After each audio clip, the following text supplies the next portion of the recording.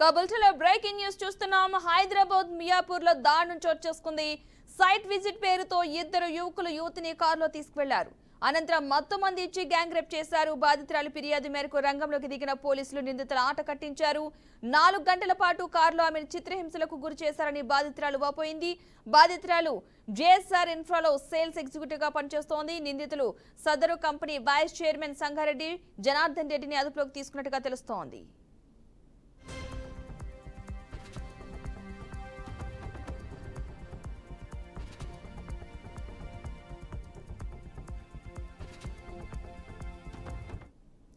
హైదరాబాద్ మియాపూర్లో దారుణం చోటు చేసుకుంది. సైట్ విజిట్ పేరుతో ఇద్దరు యువకులు యువతిని కారులో తీసుకువెళ్లారు. అనంతరం మత్తుమంది ఇచ్చి గ్యాంగ్ రేప్ చేశారు. బాధితురాలి ఫిర్యాదు మేరకు రంగంలోకి దిగిన పోలీసులు నిందితుల ఆట కట్టించారు.